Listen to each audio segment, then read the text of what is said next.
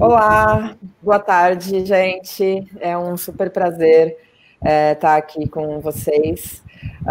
Eu sou a Paola Prandini, sou cofundadora da organização Afroeducação, uma organização que já existe desde 2008, trabalhando a partir da interface da educomunicação e da equidade racial no Brasil. A gente tem, né, um trabalho bastante focado principalmente na aplicação da Lei 10.639, aquela lei federal que foi aprovada em 2003 e que trouxe a obrigatoriedade, né, do estudo das histórias e das culturas africanas e afro-brasileiras nas escolas do nosso país. E a gente, então, desde de 2008 para cá, temos estabelecido uma série de atuações aí, né, tanto na área de formação, quanto na produção cultural, quanto também enquanto consultoria, entendendo quais são as possibilidades, né, que nós temos para tirar, de fato, essa lei do papel. E eu tenho o prazer de dividir esse primeiro diálogo, né, o primeiro diálogo para não passar em branco, com uma grande parceira, uma grande amiga, que é a Ana Helena Passos, que está aqui conosco, que é da organização Instituto Ela, Criações Educativas, que desde, inclusive, a sua fundação tem sido parceira da Afroeducação em uma série de atividades, em uma série de iniciativas que a gente tem feito juntas. Ana, como você está? Tudo bem? Olá, Paola. Olá a todas e todos que estão aqui com a gente. Quero agradecer aí, tirar um tempinho para a gente conversar, para não passar em branco. Então, como a Paola falou, o Instituto Ela, Criações Educativas, tem 2 anos, e nesses 2 anos a gente sempre teve contato, sempre teve parceria com a Afroeducação, desde o início, porque, inclusive, a nossa história, né, eu e Paola, a gente já tinha um trabalho junto, já tinha um diálogo junto sobre crítica à branquitude, e aí o pensamento de trabalhos em parceria foi praticamente automático. O Instituto Ela, Criações Educativas, é uma empresa de educação em direitos humanos que trabalha a educação a partir de um processo de descolonização do currículo, um processo de ampliação da produção de conhecimento, né, pensando o conhecimento de forma múltipla, de forma diversa, criticando conhecimentos que trabalham a partir da perspectiva eurocêntrica. A nossa agenda com trabalhos na área de direitos humanos é basicamente nessa área de gênero e raça, né, trabalhos ligados a curso, formações, revisão de texto na área de cinema, enfim, todo esse campo mais amplo, né, que transborda a educação formal, que pensa a educação formal e não formal, a partir dessa perspectiva crítica, né, a produção de conhecimento. Acho que a gente está num momento muito complexo, eu não diria positivo, né? Algumas pessoas têm uma fala de um momento positivo, porque todo mundo está repensando, mas eu acredito que é um momento complexo, um momento em que visibilidade, todo o racismo que é cotidiano, histórico, de longa duração, ele está sendo televisionado no momento macro, no momento auge da revolução tecnológica que a gente está vivendo por causa do isolamento, né? A gente já vivia há muito tempo já dentro de uma revolução tecnológica, mas agora, né, com a crise sanitária que a gente está vivendo, essa ferramenta, esse lugar, né, esse lugar que nos encontramos totalmente dentro de uma rede, né, por isso que é rede social de redes, então o racismo está sendo televisionado, sendo mostrado para a gente, escancarado, denunciado, né, o tempo todo, e fazendo com que precisemos realmente nos responsabilizar, né, diante desse racismo enquanto pessoas brancas. E aí, nesse sentido, e aí é o momento que a gente se encontra, mas a nossa trajetória, né, Paola, é de longa duração dentro dos estudos críticos, e eu me lembro de 2 momentos importantes que marcam, assim, na realidade, como é que eu me vi, né, realmente fazendo da construção desse conhecimento a minha vida, né? A minha trajetória, não só política, ativista, como a minha trajetória acadêmica e profissional, né? Um deles foi quando eu conheci Rosana Ehrig, né? A Rosana Ehrig eu não sei aonde ela se encontra nesse momento, mas é uma professora que era da Universidade Cândido Mendes, no Rio, em 2002. E aí, numa entrevista com a Rosana, na época, era diretora do Núcleo de Estudos Afro-Brasileiro da Cândido Mendes, que era, inclusive, um núcleo que nasce do afroasiático, que é um núcleo de estudo muito antigo, desde a década de 70. Né? O afroasiático tem uma história muito grande, inclusive, de um núcleo que fez com que o Brasil tivesse dentro dos processos de luta por independência dos países africanos, né? O Cândido Mendes era muito responsável por trazer essa produção de conhecimento. E aí a Rosana Ehrig me apresentou um livro chamado Branquidade. Na época, foi 2004 isso, né? Porque o livro tinha sido tinha sido traduzido para o Brasil em 2004. E eu, enfim, né? E ela disse exatamente isso. Acho que você tem que ler esse livro para o seu mestrado na época. E eu falei, tá bom, né? Mas eu vou falar de racismo. E peguei o livro e tal, e falei, tudo bem. Quando eu comecei a ler o Branquidade, comecei pela introdução da Vron Ware, que apresenta os artigos. Então, tem artigo do Kabengele Munanga, do professor Kabengele Munanga, tem artigo da Liv Sovic, tem artigo da Melissa Stein, falando da branquitude na África do Sul. Uhum. Aquilo me despertou e eu disse, caramba, é isso que ela está querendo me dizer. É esse lugar que eu tenho que observar o racismo. E daí, assim, o mestrado já estava andando, eu fechei com a literatura, coloquei um pouquinho aqui e acolá, e quando eu voltei para o doutorado, eu já voltei para a minha orientadora dizendo isso. Denise, minha querida, amada orientadora, professora Denise, que é do Serviço Social da PUC do Rio, e eu falei, olha, eu quero muito voltar para o doutorado, mas eu quero para estudar branquitude. E ela falou, sério, mas será que tem literatura sobre isso? Será que a gente vai fazer?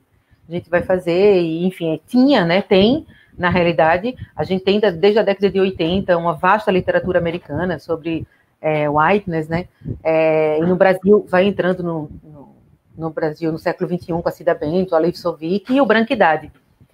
E outro momento também foi no encontro com meu irmão, há uns 12, 13 anos atrás, e aí a gente num debate acadêmico, e ele dizendo que eu estava imersa nos estudos de identidade, né, na produção sobre políticas de identidade, e que aquilo ia passar, que na realidade era uma fã muito grande de ativistas, pensando também em teoria. Não falou dessa forma, mas falou, você vai ver, acho que tem uma produção muito boa, mas às vezes a academia de tempo em tempo tem essas novidades. E eu falei para ele, isso não é novidade, só que na época eu não tinha argumento suficiente para dizer o quanto é importante a gente pensar criticamente a produção a partir da crítica a universalismos, né?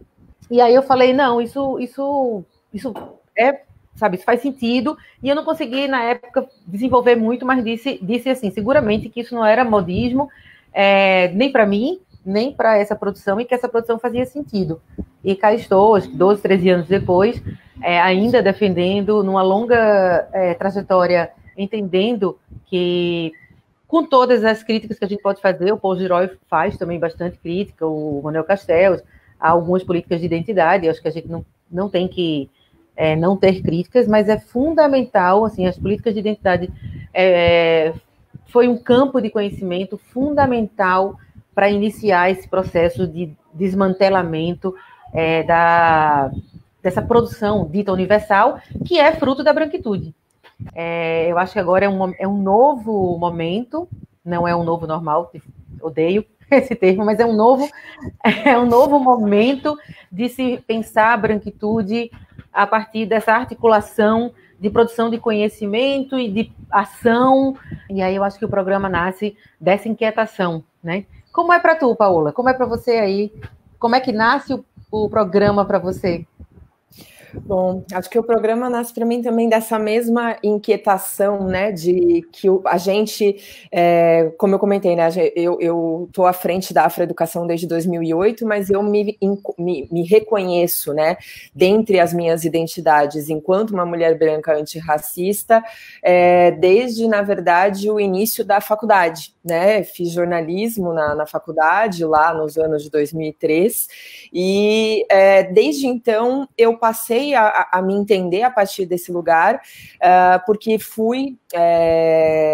fiz parte, né, de um coletivo na época da faculdade que se chamava Dandaras, que foi fundado por mim e duas mulheres negras, né, na época, Cíntia Gomes e a Gabriela Watson, e nós então começamos a atuar, né, pensando as mais diferentes formas aí dessas culturas negras, negritudes e também, né, de processos de luta pela equidade racial, e eu era, enfim, a figura branca daquele coletivo, né, e eu ali naquele processo eu fui percebendo como que, né, qual que era então a diferença, onde que a gente se distanciava e onde que a gente se aproximava a partir dessas nossas diferenças, né, porque a diferença em si, ela não é um problema, né, a diferença, na verdade, é o X da questão, quando a gente saca que sim, nós somos diferentes e a gente precisa atuar, né, a partir dessas diferenças, valorizando essas diferenças, e aí sim estabelecer equidade,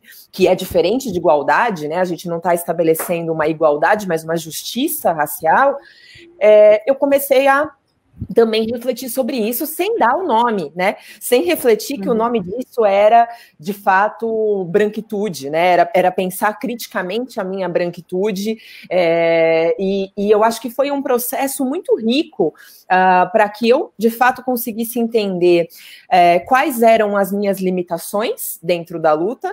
Porque a gente vive hoje um momento muito complexo de realmente...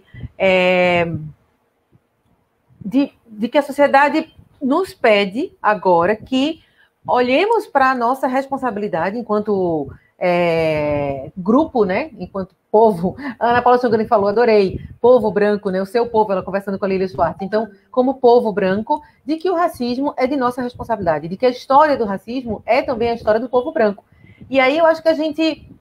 isso está pulsando, porque o racismo está sendo televisionado, o racismo cotidiano, de longa duração, histórico, que cotidianamente mata pessoas negras, é violenta em todos os aspectos, né, em sociopolítico, afetivo, chegando a mortes, números agravantes de morte, né, como o genocídio que acontece aqui no Brasil.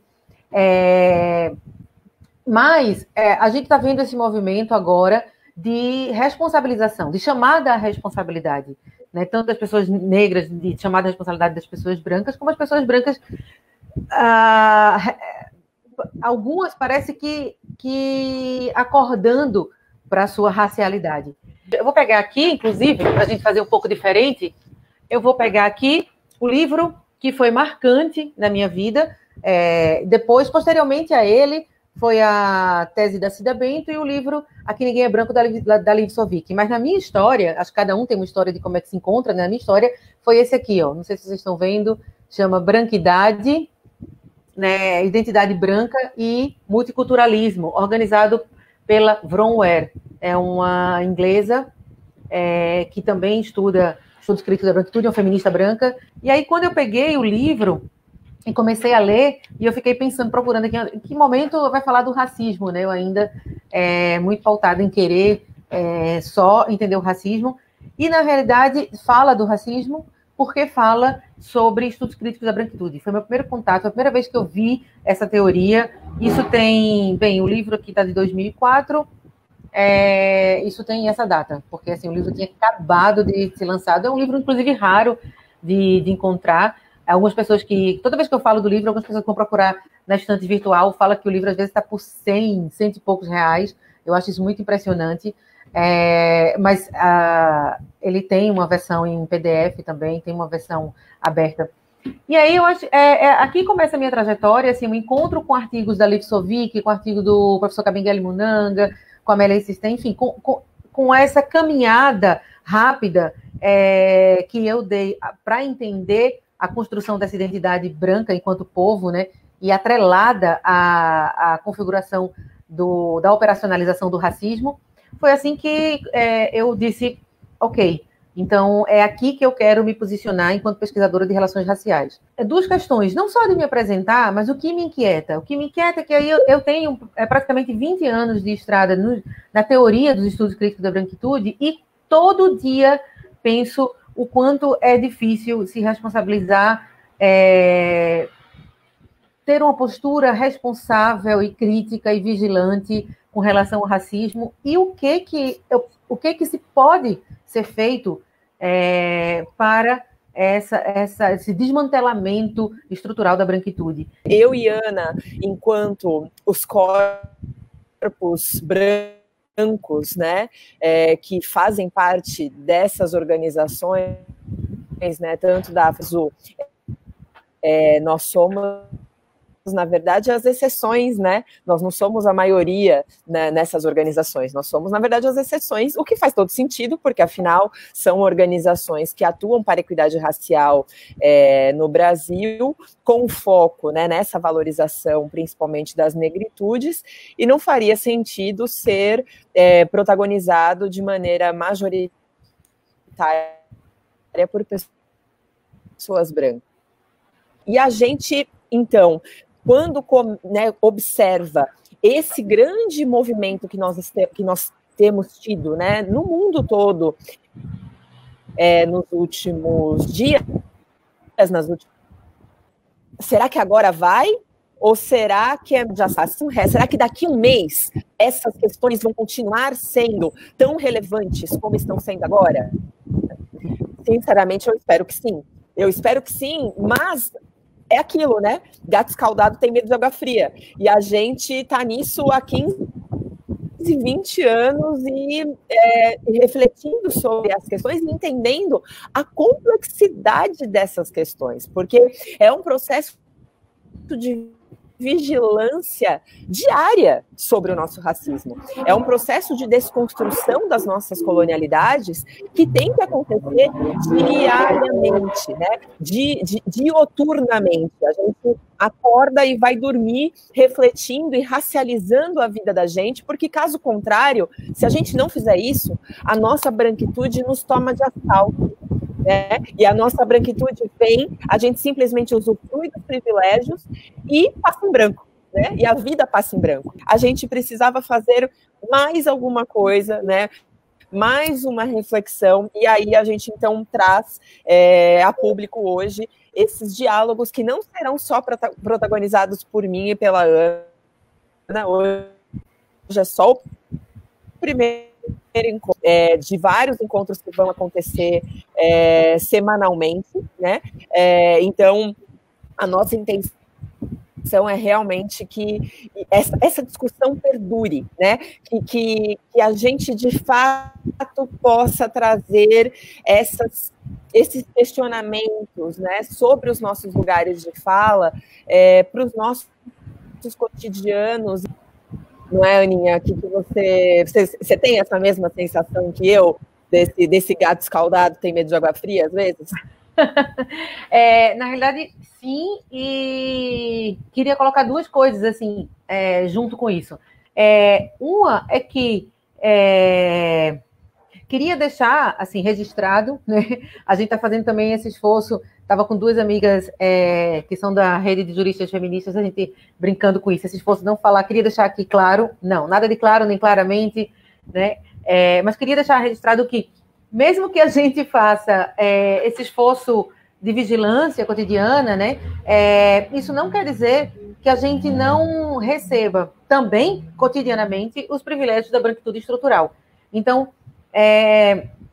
isso é uma coisa que a gente tem que refletir bastante, né? Por isso há necessidade mesmo da gente estar conversando com várias pessoas de áreas completamente diferentes para poder estar pensando ideias realmente para essa concretude das ações antirracistas. Porque eu faço a minha vigilância individual, você faz a sua, mas a gente não é barrada na entrada de um shopping. A gente não é seguida pelo policial, enfim, de polícia que eu nem vou explorar a quantidade de exemplos que transbordam o privilégio branco com relação à relação das pessoas com a polícia, né? Então, esse é um ponto que eu queria insistir. Eu acho que esse exercício que a gente faz de uma leitura diária, né, de livros ligados à questão da branquitude, ou livros ligados a uma literatura negra que possa, a grande importância que eu hoje,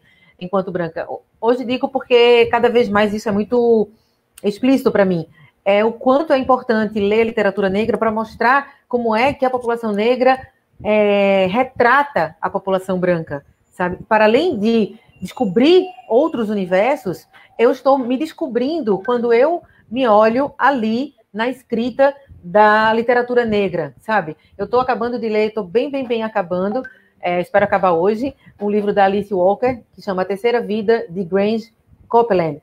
E a Alice Walker, ela está falando de 1940, e ela está contando ali como é que é a vida de uma família negra marcada, esmagada pela branquitude americana, sabe? Pelos brancos americanos. Como é que isso marcou a mentalidade do homem negro. Então, assim, é nesse espaço que eu também revejo a minha branquitude. Então, ou seja, isso é um exercício diário, é um exercício que não tem a ver só com pensar, tem a ver com realmente uma reconfiguração subjetiva, mas estruturalmente a gente esbarra com esse acervo aí de privilégio que a estrutura, que instituições oferecem para a branquitude. Então, por isso que esse é um ponto, assim, né, em diálogo com Paola, que vamos pensar essas convidadas e esses convidados das diversas áreas possíveis. A gente quer conversar com o pessoal que está pensando teoria crítica sobre branquitude, né, teoria crítica de branquitude, a gente quer pensar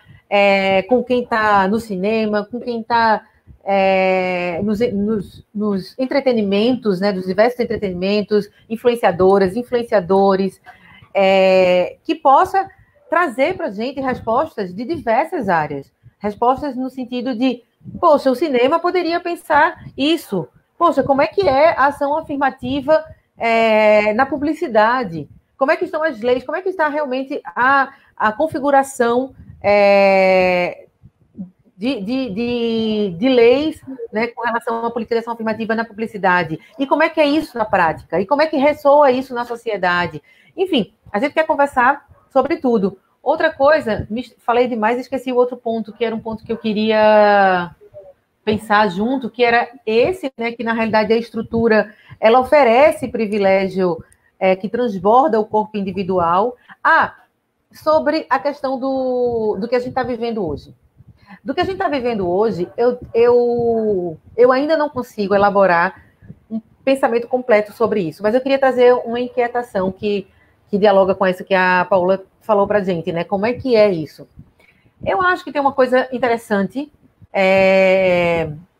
difícil, sofrida, né? Bastante na atual conjuntura, mas para analisar o comportamento da branquitude, eu acho que a gente tem aí várias coisas a se pensar.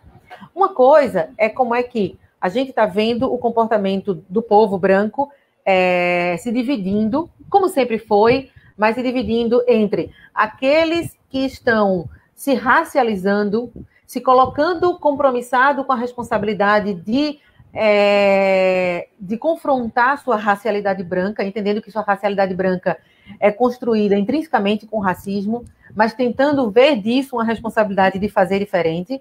Mas o tempo histórico que a gente está vivendo, eu queria muito pontuar isso, porque isso é uma coisa que me inquieta demais.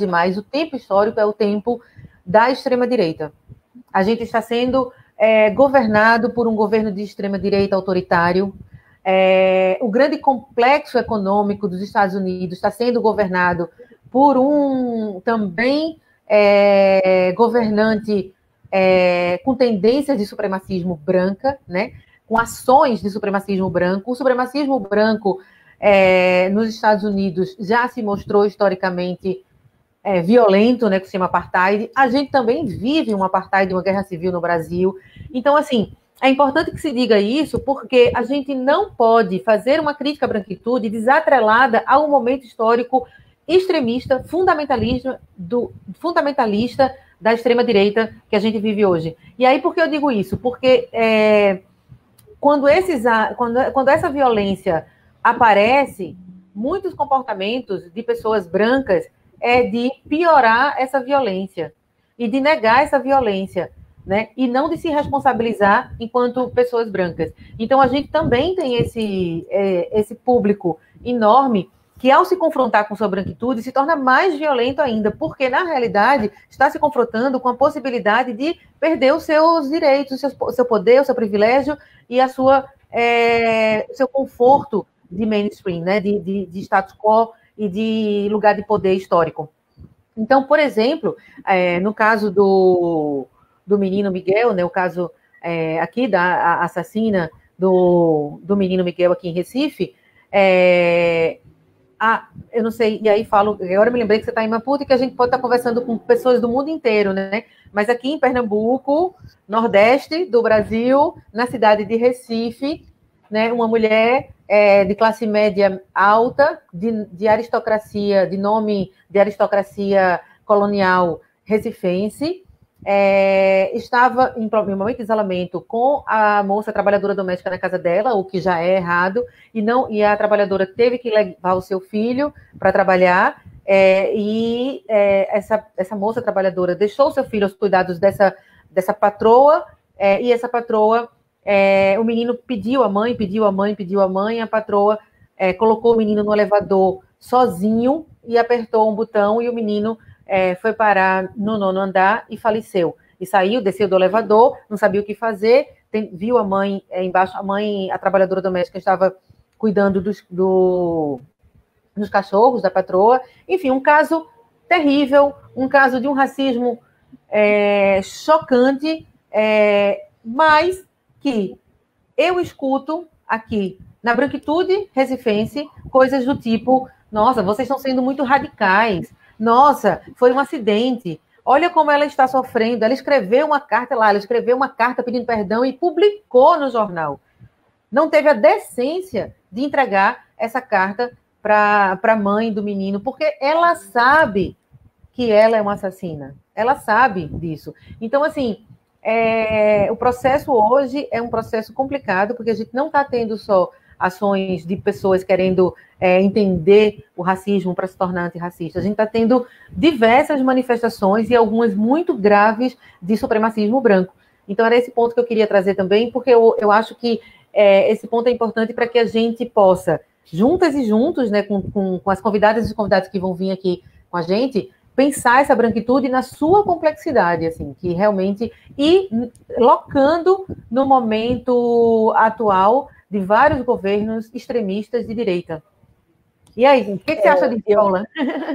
Eu acho que é isso mesmo, e eu acho que é importante a gente fazer a reflexão, e esse é o nosso objetivo, inclusive, né, que essa série de diálogos demonstrem como que o marcador, né, de diferença de raça, ele está em diálogo com os marcadores de gênero, de classe, né? Porque essa história, por exemplo, que acontece aí em Recife, que a Ana acabou de comentar, ela acontece porque essa mulher é uma mulher branca, né? De uma classe de muito poder econômico, né? Então, assim, a gente tem classe e raça sendo aí interseccionalizados, né? A ideia da interseccionalidade que é trabalhada, por exemplo, por, enfim, uma série de autoras, né, mas que foi uma das percussoras desse trabalho foi a pesquisadora afro-americana Kimberly Crenshaw, né, e a gente, então, a gente precisa compreender, né, assim como também uma pesquisadora afro-americana chamada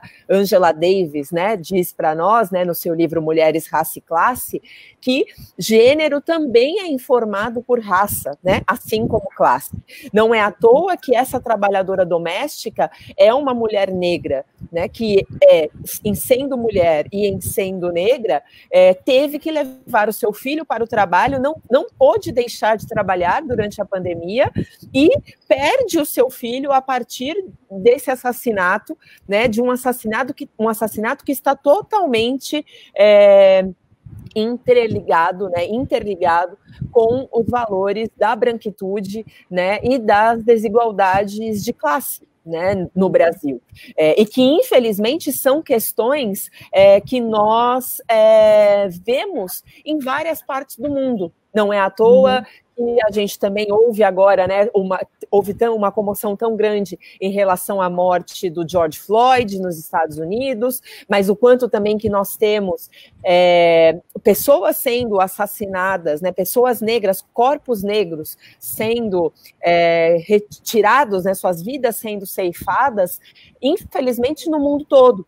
E isso tem a ver, isso é uma responsabilidade também nossa, e eu falo aqui enquanto mulher branca, né, que preciso entender que esse sistema, ele só existe, ele só é racista, né, ele só é machista, patriarcal e desigual em termos de classe, porque há figuras, né, há pessoas que fazem parte dessas sociedades, que usufruem dos seus privilégios, sem questioná-los, né, sem abrir mão deles, entendendo que, mas eu não tive a intenção, não foi bem assim, né, não era isso que eu imaginava. Não é à toa que essa mulher, ela consegue ter a carta publicada num jornal, né? Olha o poder que se tem, olha o acesso que se tem, né? Aí ela não ficou presa? Também vale dizer que ela não ficou presa porque ela pagou uma fiança de 20 mil. Tá? Precisa também ficar registrado a vida dessa criança negra, né, vale 20 mil reais, né? Olha o tamanho, né, do absurdo que a gente está falando aqui, e isso é branquitude, né? Falar disso é falar de branquitude.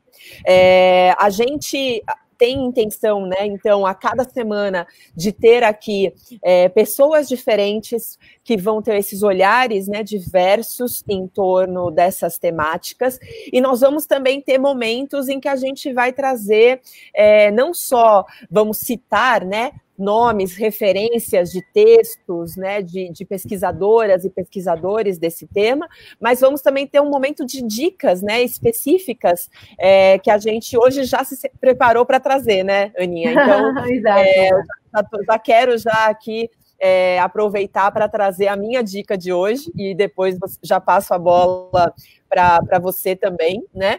A minha dica de hoje é uma dica que, inclusive, eu acho que vai ser bastante especial. Eu sei que nós temos aí muitas pessoas que nos ouvem, não só do Brasil, mas felizmente aqui também de Moçambique, uma vez que eu tenho estado aqui em Moçambique nos últimos meses, né? E tenho a felicidade de ter encontrado pessoas muito especiais na minha caminhada, que têm, né, feito essa caminhada comigo, mas pessoas também em países da Europa, né? A gente tem gente de Portugal, por exemplo, que está acompanhando a gente aqui. Agradeço muito, inclusive, pelos comentários, né? Muita gente aqui já tá comentando e dizendo que está acompanhando essa conversa, então ficamos realmente muito gratas e muito felizes com isso. E a minha dica tem muito a ver, então, né, com esse lugar de Portugal, mais especificamente, porque eu não sei se vocês vão conseguir enxergar direitinho, espero que sim. É um livro, né, da Grada Quilomba, a Grada Quilomba, que é uma pesquisadora portuguesa, mais de ancestralidade, aí, ó. Muito bom. Mas de uma escritora portuguesa de ancestralidade cabo-verdiana e também de São Tomé e Príncipe, né? E ela escreve o Memórias da Plantação, Episódios do Racismo Cotidiano, um livro que foi publicado pela editora Cobogó, né, no Brasil, que ela, na verdade, é a pesquisa dela de doutoramento que ela defendeu na Alemanha, então foi escrita, não foi escrita em língua portuguesa, né, então houve uma tradução para a língua portuguesa para chegar nessa publicação aqui, nessa edição, e eu separei, na verdade, 2 trechos que eu gostaria de compartilhar. Meu áudio está melhor agora? Tá melhor. Não sei como é que o pessoal vai responder, mas para mim está melhor. Legal. Não, o pessoal aqui ninguém falou mais nada, então eu estou imaginando que tá bom. E aqui vou ler, então, à luz de velas, aqui, procurar a vela para conseguir enxergar 2 trechinhos, né, desse livro que eu acho que são bem importantes para a nossa conversa. O primeiro que eu quero ler está na página 204, bem já no finalzinho, né, dessa página, em que a Grada vai dizer o seguinte. Ela diz assim: o racismo, ele não é um problema pessoal, mas um problema branco, estrutural e institucional que pessoas negras experienciam. Esse é um acontecimento comum para negras e negros quando abordamos a questão do racismo, né? A intimidação, por um lado, e a patologização individual, por outro. Ambas controlam mecanismos que impedem que o sujeito branco ouça verdades desconfortáveis, que, se levadas a sério, arruinariam o seu poder, né? Eu tenho tido a oportunidade de, em alguns momentos, fazer diálogos de branco para branco. E eu acho que esses diálogos, né, de pessoa branca para pessoa branca, e eu acho que esses diálogos, eles são essenciais na luta antirracista, porque, de fato, a gente precisa, enquanto pessoa branca, não só refletir sobre como que nós fazemos parte da engrenagem do racismo, mas também entendermos que vai doer, né? Que vai gerar desconforto. Porque, afinal, a gente vai sair da nossa zona de conforto, a gente vai sair da nossa zona de privilégios simplesmente ao pensar criticamente sobre a nossa branquitude. Né? E não é à toa que realmente queiram jogar a conversa para baixo do tapete. Né? Tenham a vontade de se colocar daquela forma, dizendo, não, isso não é necessariamente comigo, né? Isso não diz respeito a mim, porque eu não sou racista, porque eu tenho um amigo negro, porque a minha empregada doméstica é negra, ou porque eu já me relacionei amorosamente com uma pessoa negra. Essas questões não são justificativas, né, pura e simplesmente para a desconstrução da branquitude. Né? Desconstruir a branquitude vai muito além dessas questões. E aí eu quero emendar a minha fala num outro trecho desse mesmo livro aqui, né, da Grada Quilomba, Memórias da Plantação, na página 102, em que a Grada ela vai trazer a seguinte questão. Ela vai dizer assim: em geral, mulheres brancas são extraordinariamente relutantes em enxergarem-se como opressoras. Como Hazel Carby escreve, o envolvimento de mulheres brancas no imperialismo e no colonialismo é reprimido, e os benefícios que elas, como brancas, obtiveram da opressão de pessoas negras são ignorados.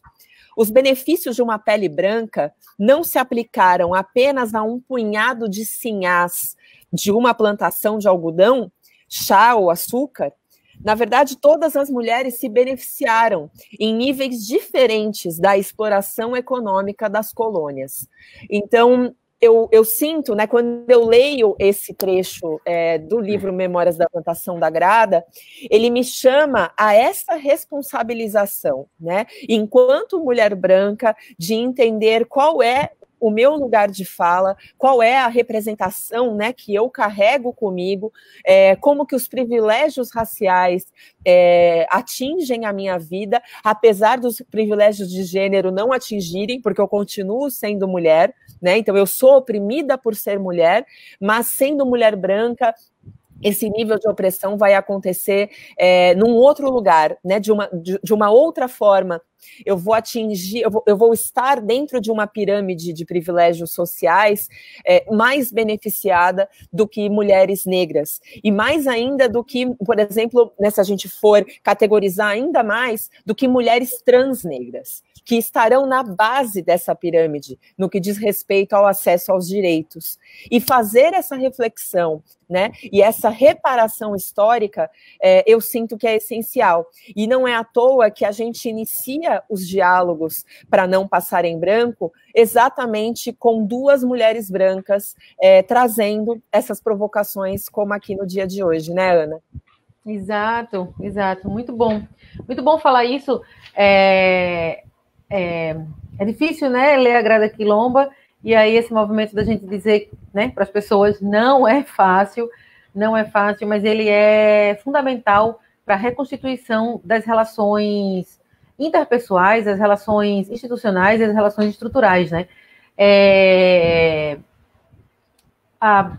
Uma outra coisa, por exemplo, quando a Grada traz essa questão das mulheres brancas, que enfim, você já explorou, mas eu fiquei pensando numa imagem de um livro do... Não é o Angola, do... Ai, me fugiu o nome. Marcelo de Salete. Sim. Cumbe. Eu não lembro se é no Cumbe ou é no Angola, Janja? Angola, né? Que tem tem um desenho do Marcelo de Salete que é mostrando uma mulher branca num ato de violência com relação à mulher negra. É uma imagem muito marcante. Me veio aqui, por isso que a gente está sem a referência dela aqui, né? A imagem me veio quando você leu o texto e me veio essa reflexão, né? Como é que a gente consegue reconstituir essas relações de afeto e a responsabilidade mesmo para a reconstituição sistêmica dessas relações, né? Porque com esses privilégios, para se configurar esses privilégios para as mulheres brancas, muita dor e muita violência foram constituintes, né, desse privilégio. Então, como é que a gente faz isso? Inclusive, tem uma outra parte aqui da Grada Quilomba, depois eu vou dar minha dica aqui, mas tem uma outra parte também que eu acho muito legal, porque a Paola traz isso, como é que a gente constrói o processo de responsabilização. Aí a Grada, no início do livro, ela vai dialogar com o Paul Gilroy e ela vai pensar etapas da constituição da identidade branca, né? E aí, num último momento que ela traz isso, né? Existe uma etapa de responsabilidade, a etapa da identidade branca, que é quando esse sujeito, né, essa pessoa branca, ela já se entende racializada e ela se coloca para pensar a sua responsabilidade nisso, né? E aí a Grada fala assim, reparação, né? É preciso reparação. Então, reparação significa a negociação do reconhecimento. O indivíduo negocia a realidade. Nesse sentido, esse último estado é o ato de reparar o mal causado pelo racismo, através de mudanças de estruturas, agenda, espaço, posições, dinâmicas, relações subjetivas, vocabulário, ou seja, através do abandono do privilégio. Esses diversos passos revelam a consciência sobre o racismo, não como uma questão moral, mas sim como um processo psicológico que exige trabalho. Nesse sentido, em vez de fazer a clássica pergunta, eu sou racista? E esperar uma resposta confortável, o sujeito branco deveria se perguntar como eu posso desmantelar o meu próprio racismo. Acho que essa é uma pergunta que a gente também coloca aqui para nos outros programas que ela fique também aí, né, como uma pergunta sujeito ator, né, uma pergunta ator social aqui do nosso programa. Como eu posso desmantelar meu próprio racismo? Tal pergunta, então, por si só, já é o início do processo, né? Então, eu acho que... E aí fica esse desejo da gente, né, de que a troca com convidadas e convidados seja para que a gente pense essa mudança de agenda, essa responsabilização nas diversas esferas da branquitude. A minha dica é um livro bem recente, inclusive aqui fica o branco com o branco ficou, acho que propositalmente apagado, Inclusive, eu suspeito que é para pensar que a identidade racializada branca não é colocada em xeque, né? Mas a Paola colocou aqui, o nome do livro é Por que eu não converso mais com pessoas brancas sobre raça? De uma autora inglesa, mulher negra, ela é de descendência nigeriana, né, com família nigeriana, mas nasce já na Inglaterra, Reni Eddo-Lodge. Tá? Esse livro foi lançado pela editora Letramento, que inclusive é a editora que já lançou livros da Paola aqui. A editora Letramento é que traz esse livro para o Brasil. Eu escolhi esse livro porque esse livro é muito recente. A gente tem várias outras dicas, no passado a gente vai trazendo dicas, mas eu gosto desse livro. Primeiro porque ele é recente mesmo, acho que ele teve um pré-lançamento em fevereiro, e eu acho que um pouquinho antes da pandemia, a Letramento realmente começa a vender ele, é muito recente, a chegada dele no Brasil é muito recente, e a Reni Eddo-Lodge, ela é jornalista. Então, a escrita dela é muito interessante porque ela dialoga com comunicação. E ela dialoga com esse momento histórico que a gente está vivendo. Inclusive, tem um momento, ela está falando da branquitude inglesa, da branquitude da Grã-Bretanha, né? Ela está questionando um outro tipo de branquitude, mas que é interessante quando a gente enxerga aqui, a gente olhar o que a branquitude tem de global e que, inclusive, nos coloca como semelhanças, né, no processo da construção da branquitude, e o que tem de diferente por causa das nossas características e nossas especificidades, inclusive da própria história, né, de colonização. Então, inclusive, ela coloca isso, ela fala assim, que quando ela vai para a faculdade e ela quer entender um pouco mais da história dela, né, enquanto mulher negra, ela percebe que os ingleses e as inglesas não questionam a escravidão. E não questionam como é que eles são tão ricos e que esse dinheiro, dessa riqueza dessas pessoas, tem a ver com o processo de escravidão, tem a ver com a responsabilidade na escravidão, ou seja, é um dinheiro que vem das plantações, né? Disso que a Grada Quilomba vai falar, das memórias da plantação. E aí, quando se começa a questionar a branquitude, algumas pessoas vão falar, nossa, é verdade, né? Essa nossa herança, né, de riqueza, ela vem desse fruto. E como é que eu não pensei nisso? Como é que eu não me coloquei responsável a isso, né? Então, é bem interessante, assim, porque é uma outra territorialidade para pensar. Quem faz o prefácio é Gabi de Pretas, do canal de Pretas, né? E aí eu vou ler, na realidade, um pedacinho do prefácio da Gabi, que é para chamar as pessoas brancas para lerem. Então, ela fala assim, já no final do prefácio dela, ela fala assim, se você é uma pessoa branca que vive perguntando por aí qual é o seu papel na luta contra o racismo, esse livro é para você. Se você é uma pessoa branca que jamais pensou a sua brancura, esse livro também é para você. Agora, se você é uma pessoa negra que já não aguenta mais debates, esse livro também é para você. Porque ele vai trazer a sensação de que alguém finalmente falou o que você sempre quis gritar aos quatro ventos. Tá? Então, esse livro é interessante de ler. Ela traz, inclusive, um momento em que ela vai fazer uma entrevista com um político branco de extrema-direita e ele fala horrores, e ele deslegitima a identidade nacional dela. E fica o tempo todo dizendo, você não é para estar aqui. E aí, foi o meu primeiro... Ler esse livro foi o meu primeiro momento... não o primeiro momento de reflexão, claro, a gente já vem refletindo isso há muito tempo. Mas foi um momento que eu pensei, a gente precisa entender a branquitude da extrema-direita também.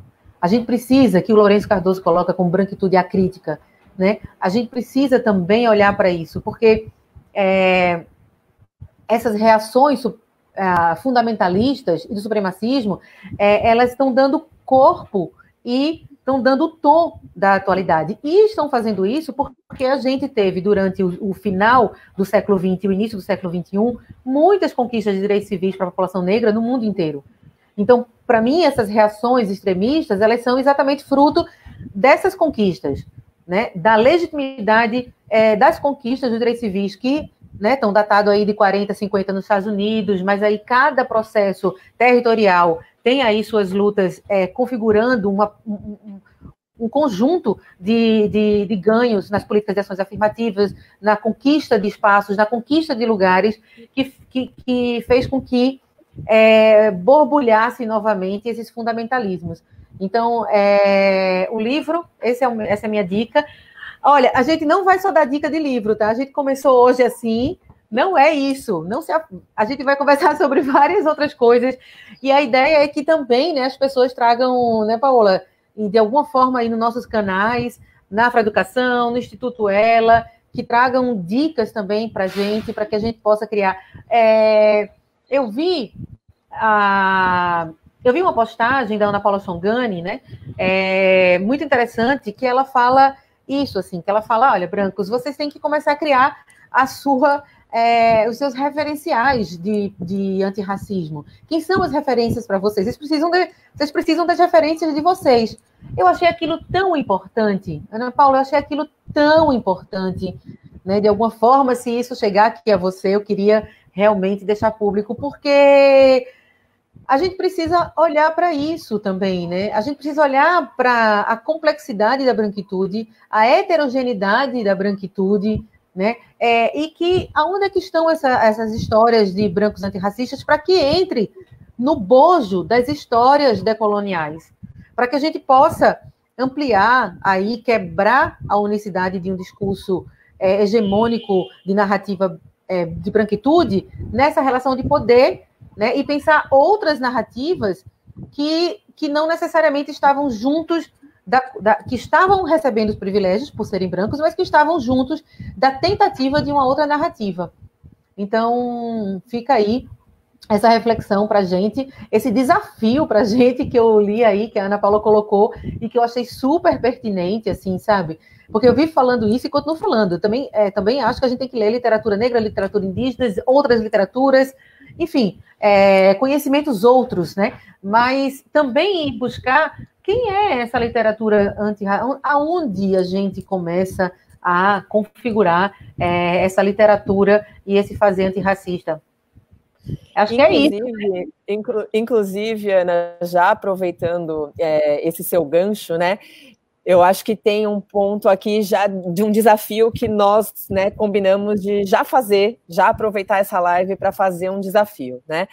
Nós já estamos aqui com bastante gente ao vivo com a gente, muita gente mandando comentários, né? Agradeço novamente pela participação de todo mundo. A gente vai inclusive, ter momentos aqui que eu vou também trazer, né, alguns desses comentários aqui para a nossa tela, mas antes disso, acho que é o momento da gente fazer o desafio de hoje, né? E o nosso desafio, que é esse desafio, né, de, puxa, ok, como de fato trago, né, essa perspectiva da luta antirracista para a minha vida, né?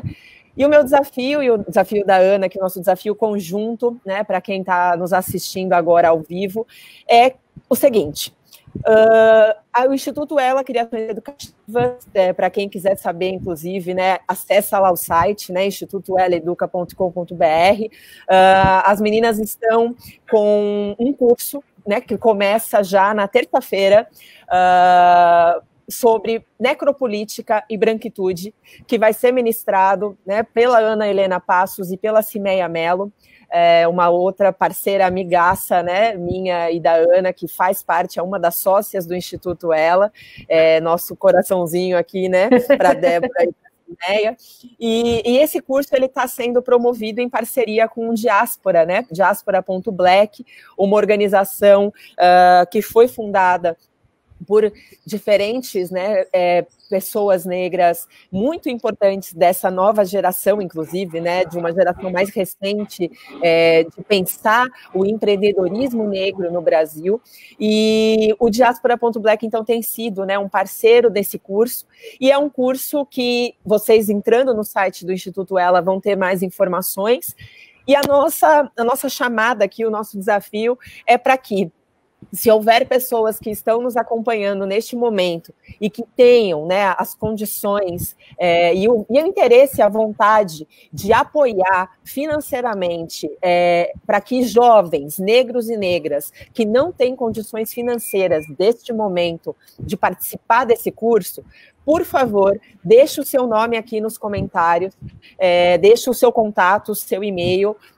A gente na Afroeducação vai se responsabilizar por entrar em contato com você e você vai nos dar, enfim, a gente vai te dar, né, o caminho para que você possa fazer a sua colaboração financeira e a gente consiga garantir bolsas, né, mais bolsas para que pessoas negras consigam, jovens, né, principalmente, o nosso público é esse, que jovens negros e negras possam ter acesso a essa formação. Então, fica aqui o desafio, né, Ana, até porque refletir criticamente sobre branquitude é também fazer reparação econômica, né, é também pensar sobre este lugar.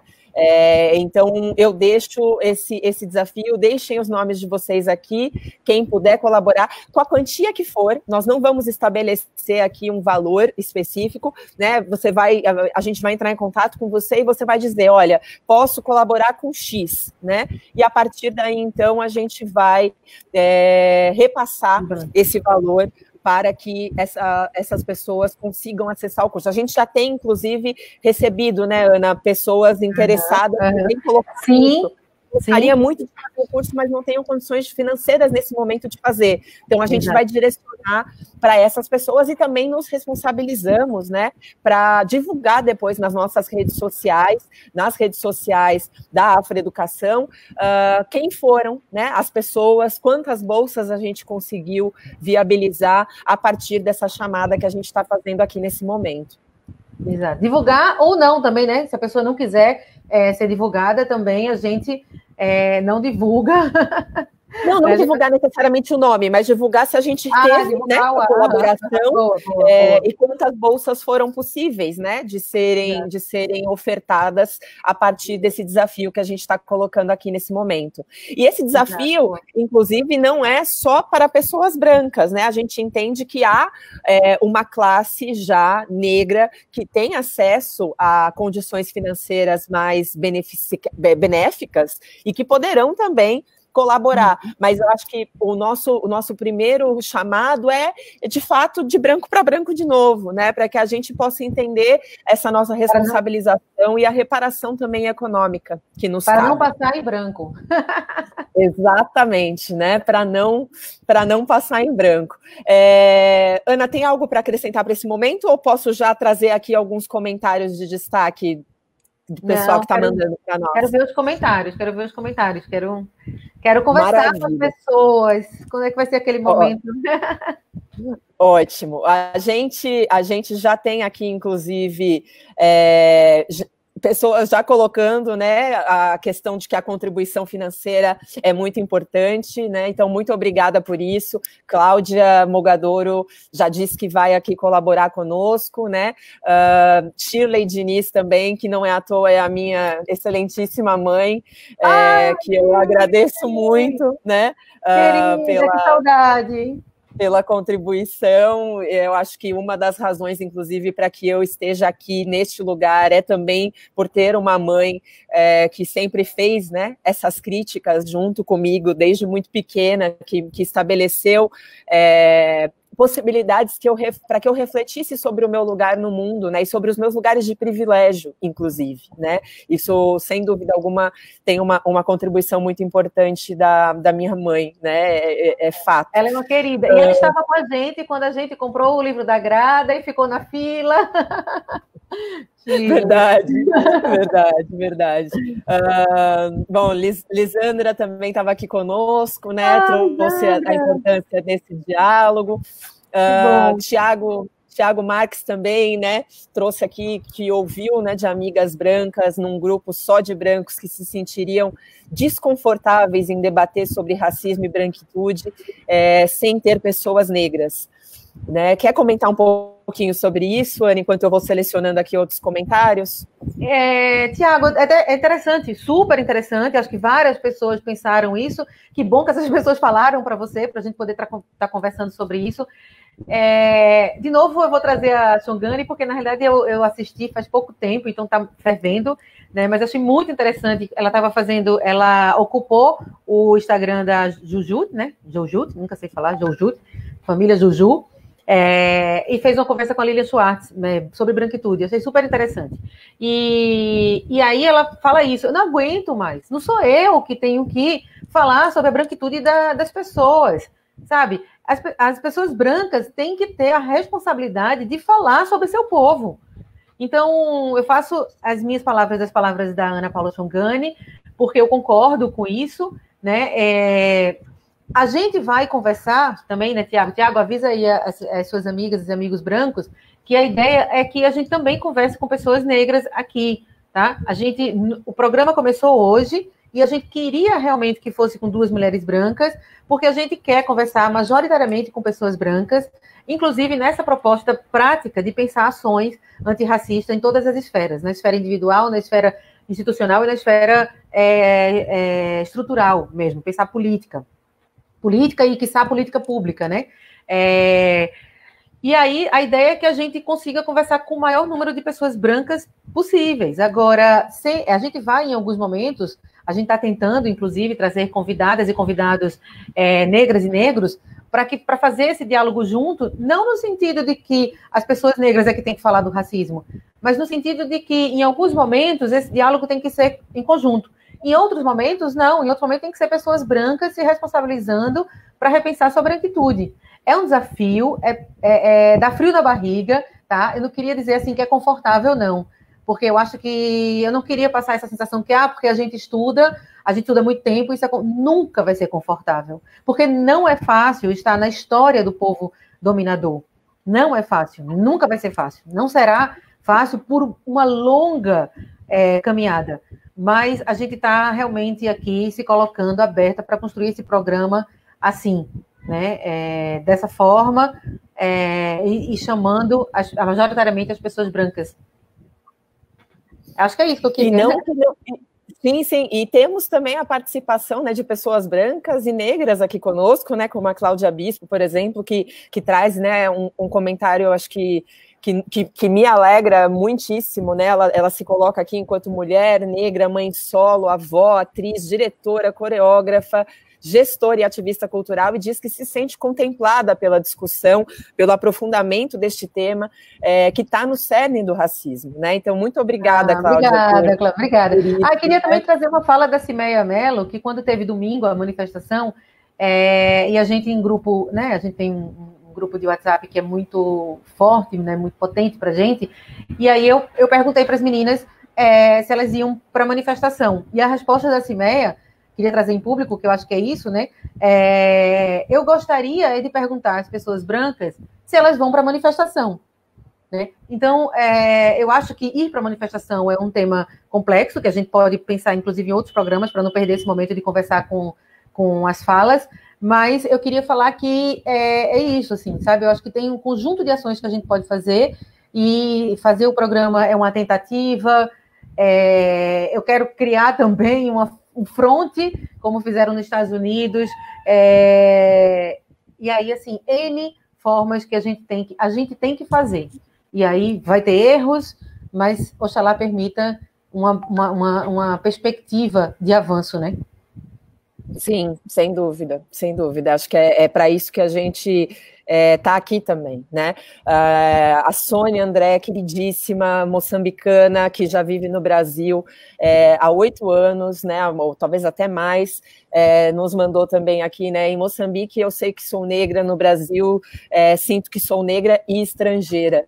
Né? Uhum. Então, o quanto também que a xenofobia, né, vai caminhar de mãos dadas com o racismo, o quanto que Sônia já compartilhou comigo histórias dolorosas, e histórias que inclusive se tornaram públicas, né, de racismo que ela e a sua família sofreram estando no Brasil, né? O que é muito comum, até porque o que a gente percebe, né, estando fora do Brasil, é que para muitas pessoas negras que vivem, né, que são africanas, elas vão se descobrir negras quando saem de África, né, e vão se deparar com a branquitude na sua forma mais acabada, vamos dizer assim, quando saem de África, né, não que a branquitude aqui não esteja, né, eu falo de Moçambique e eu vejo aqui o poder da branquitude no meu dia a dia, e na África do Sul ainda mais, né, porque faço a parte da minha pesquisa de doutorado na África do Sul,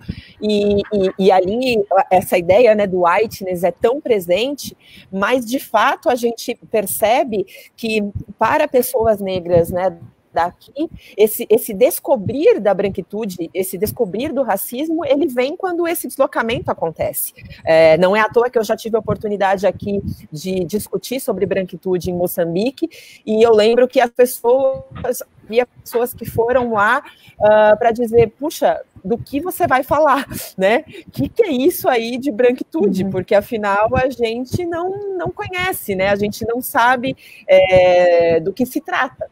E do mesmo jeito que a gente sabe que no Brasil também não é todo mundo que sabe do que se trata. Então, é exatamente para isso que esses diálogos existem, né? É exatamente para isso que a gente começa hoje esse convite, e já deixamos aqui, inclusive, um convite para o nosso próximo encontro, né? Dia 19, sexta-feira que vem, a gente volta, e aí já voltamos com convidadas, né? Com pessoas convidadas que estarão conosco aqui. Vamos guardar um momento de surpresa, né? De quem virá, mas dia 19 ao meio-dia, no horário do Brasil. Para quem nos acompanha aqui de Moçambique, às 5 horas da tarde, por isso que, inclusive, o fato de ter acabado a energia elétrica faz com que eu esteja tão no escuro, né? Porque aqui já são 15 para 19 já, né? 15 para 7 da noite, então já é noite. Mas a gente espera de verdade que todo mundo que ficou com a gente até agora possa nos reencontrar virtualmente nesse próximo encontro, né, Ana? Isso. Que bom. Espero que tenha sido uma boa conversa para todo mundo, né, para todas e todos que estão aqui com a gente.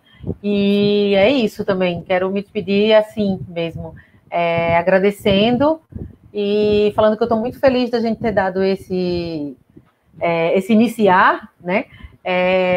E que a conversa vai ser longa, tragam propostas. Pensem essa possibilidade aí de contribuição econômica para as bolsas e outros desafios mais que a gente vai fazer durante os outros programas, tá? Então, acho que é isso. Me despeço aqui só na alegria da gente ter começado e no agradecimento. Isso aí. Muito obrigada pela parceria, Ana, de sempre, né? É muito especial poder começar esses diálogos aqui, dividindo esse palco virtual, né, contigo. A gente realmente tem uma intenção de fazer com que esses diálogos aconteçam, né, de maneira frutífera e semanalmente, contamos com a participação de vocês. Já digo aqui que já temos 5 pessoas, viu, Aninha, que mandaram nomes, dizendo que vão contribuir financeiramente. Que legal! Obrigada. Né, com o curso de Necropolítica e Branquitude, então aguardem, nós vamos entrar em contato aí com vocês, né, já para poder esquematizar como que vai ser essa doação, e a partir, né, do momento que a gente finalizar, a gente vai manter a possibilidade da doação acontecer até o que você acha, Aninha? Até domingo, segunda? O que você acha que faz mais sentido? Porque o curso começa na terça já, né? Começa na terça, até domingo, porque segunda a gente vai lançar o link da entrada na sala, o texto de boas-vindas. Segunda a gente está realmente na preparação desse curso, que eu e a Cimeia a gente está fazendo com muito carinho, é muito importante para a gente, é o nosso primeiro curso online do Instituto Ela, a gente quis começar com essa discussão, atrelando, né, a discussão de branquitude à discussão da necropolítica, né, pensando realmente a política de Estado, e eu estou muito feliz de dividir a sala com a Cimeia, vai ser um momento muito importante. Eu estou bem feliz e fico agradecida aí com a possibilidade da gente ampliar as bolsas para que mais pessoas negras consigam estar com a gente também participando dessa construção aí, dessa formação. Que bom, isso aí, bom. Muito bom, muito bom. Eu também fico muito feliz. Deixo aqui, né, o site da Afroeducação também, para quem quiser conhecer mais do nosso trabalho, né, além das redes sociais. O site do Instituto Ela também, né, para quem quiser saber mais a respeito dessa formação, desse curso para o qual a gente fez esse desafio. E mais uma vez, agradecemos aqui a participação de todo mundo, inclusive por terem voltado, né? Por terem nos acompanhado e retornado aqui nesse segundo momento de conversa, que a gente possa seguir agora, né, com o nosso restinho de dia de forma mais fortalecida, né? E que acho que só vou trazer um último comentário, que eu acho que é central, que a Maíra coloca, né? E acho que é legal a gente terminar dessa forma, né? Que o bem viver das pessoas negras está no centro dessa ação, né? Discutir branquitude, não deixar que essas questões passem em branco, tem a ver com o bem viver das pessoas negras, né? E com a garantia da vida das pessoas negras, e não só a garantia já histórica, né, do direito à vida de quem não é negro ou de quem não é indígena, né, nesse país nosso que é o Brasil. Então, agradeço mais uma vez. Beijo, gente. Beijo, Aninha.